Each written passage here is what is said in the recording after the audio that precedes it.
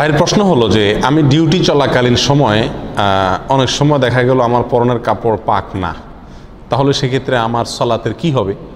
প্রথম কথা হলো যে একজন মুমিন, একজন মুসলমানের কাপড় সব সময় পরনের কাপড় কি থাকবে? পাক থাকবে।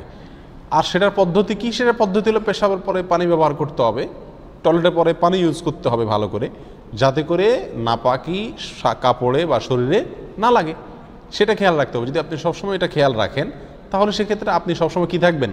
পাক পবিত্র থাকবেন। আমাদের দেশে অনেক লোককে যদি আপনি নামাজের কথা বলেন তো বলে ভাই কাপড় ঠিক নেই।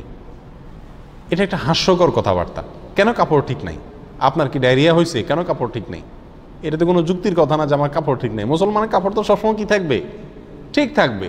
আপনি যখনই পেশাব করবেন, যখনই পায়খানা করবেন, তখনই সঙ্গে সঙ্গে আপনি কি করবেন? পানি ব্যবহার করবেন, তাহলে তো আপনার কাপড় ঠিক থাকে।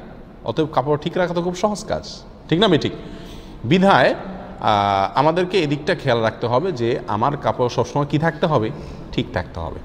এরপরেও যদি কখনো অসতর্কতাবশত আমার কাপড়ে পেশাব লেগে গেল বা নাপাকি লেগে গেল, তাহলে সেক্ষেত্রে সমাধান হলো যেই জায়গায় লেগে গেছে ওই জায়গাটুকু ধুয়ে ফেললেই চলবে। শুধু ওই জায়গাটুকু ধুয়ে ফেললেই কি চলবে? অনেকে মনে করেন যে কাপড়ে যেহেতু এক জায়গায় নাপাক লাগছে তাহলে কি করতে হবে? পুরা কাপড় ধুইতে হবে। ব্যাপারটা এরকম না। যেই জায়গায় নাপাক লাগছে শুধু ওই জায়গাটাকে ধরে আপনি কি করে ফেলেন? ধুয়ে ফেলেন। অনেকে মনে করে যত জায়গায় নাপাক লাগুক না কেন কাপড়ের যে কোনো এক কোণা ধুইলেই পাক হয়ে যাবে। এটাও সঠিক না। নাপাক লাগলো এক জায়গায়, আপনি ধুলেন আরেক জায়গায়, এটা তো কোনো যুক্তির কথা না। কাটা গেছে এক জায়গায়, মলম দিচ্ছেন আরেক জায়গায়, হবে? অতএব আপনার খেয়াল রাখতে হবে যে কাপড়ে নাপাক লাগলে যেই জায়গায় নাপাক লাগছে সেই জায়গায় কি করতে হবে? ধরে ওই জায়গাটুকু ধুয়ে ফেলতে হবে, ধুয়ে আপনার চিবায় ফেলতে হবে, বাস, তাহলে পাক হয়ে যাবে। যদি ওই জায়গাটা আপনি নির্দিষ্ট করতে না পারেন, হারিয়ে যায়, এমন জায়গায় পেশাব লাগছে, লেগে শুকিয়ে গেছে, আপনি ঠিক জায়গাটা ধরতে পারছেন না, এরকম যদি হয় তাহলে সেক্ষেত্রে আপনার ওই কাপড় পুরাটাই কি করতে হবে? ধুইতে হবে। কথা বুঝে আসছে? আর যদি ছিটা লাগে, কীরকম ছিটা?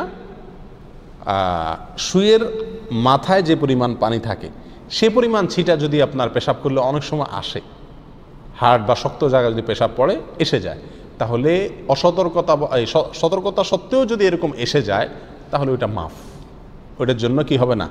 অসুবিধা ইনশাআল্লাহ হবে না। কিন্তু